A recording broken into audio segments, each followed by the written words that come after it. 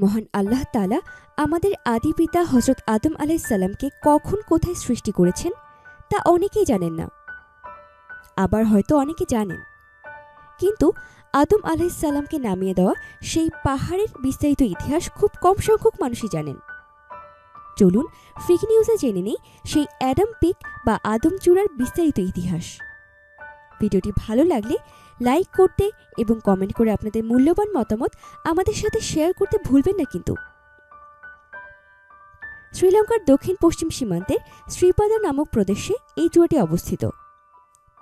খ্রিস্টান, হিন্দু, বৌদ্ধ ও মুসলিম এই চার ধর্মের অনুসারীদের কাছে অতি পবিত্র এই চূড়াটি। এই চূড়াতেই মানুষের আদি পিতা হযরত আদম আলাইহিস সালাম বেহেশত থেকে সরাসরি পতিত হয়েছিলেন।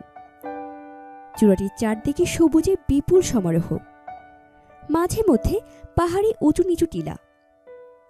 পাহাড়ি চূড়ার চারপাশে রয়েছে অসংখ্য নদী এবং পাহাড়ি ঝর্ণা,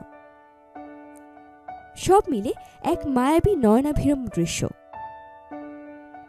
হযরত আদম আলাইহিস সালাম বেহেশত থেকে পতিত হন শ্রীলঙ্কায়, আর আদিমাতা হযরত হাওয়া আলাইহিস সালাম পতিত হন জেরুজালেমে।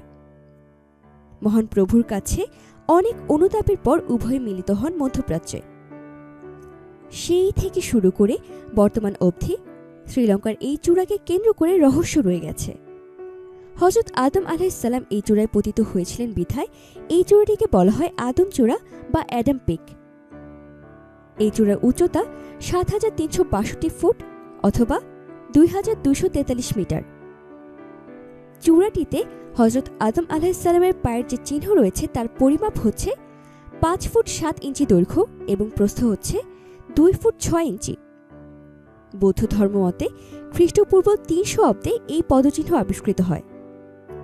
আবিষ্কৃত হওয়ার পরে পদচিহ্নের চতুর্দিকে ঘেরাও করে দেওয়া হয়েছে। যুগ যুগ ধরে শত শত পর্যটক পরিভ্রমণ করেছে চূড়াটিতে। এই চূড়ায় যারা পরিভ্রমণ করেছেন তারা এর চতুর্দিক পরিদর্শন করা ছাড়াও স্পর্শ করে দেখেছেন হযরত আদম আলাইহিস সালামের পদচিহ্ন। বৌদ্ধ ধর্মের অনুসারীরাই এই চূড়ায় বেশি যাতায়াত করেন। এই ধর্মের অনুসারীরা মনে করেন এই চূড়াটি তাদের অস্তিত্বের আদি প্রতীক। তবে চূড়াটিতে যাওয়া কোনো সহজ ব্যাপার নয়। প্রথমে নৌকা কিংবা পানিতে চলে এমন কোনো যানে আরোহণ, তারপর পায়ে হেঁটে উঁচু পাহাড়ে ওঠা, সেখান থেকে অনেক কষ্টের মাধ্যমে চূড়ায় উঠতে হয়। তবে এরই মধ্যে ঘটতে পারে নানা ধরনের বিপত্তি। সাপ, বিষাক্ত পোকামাকড়ের কামড়ে মৃত্যু ঘটতে পারে অনেকের। লাখ লাখ বছর ধরে চলে আসা যে রহস্য আজও মানুষ ভেদ করতে পারেনি তা হল চূড়া যে স্থানে হযরত আদম আলাইহিস সালামের পায়ের চিহ্ন আছে সে স্থানে জানুয়ারি থেকে এপ্রিল পর্যন্ত সূর্যের আলো আর মে থেকে নভেম্বর পর্যন্ত মেঘের ঘন ঘটা বা বৃষ্টি পড়ে না। এমন আরও অনেক রহস্য আছে এই চূড়াটিকে কেন্দ্র করে।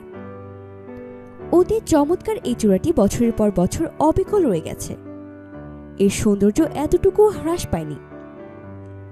এই কারণে চূড়াটি বিশ্বের মানুষের কাছে পবিত্র বলে বিবেচিত।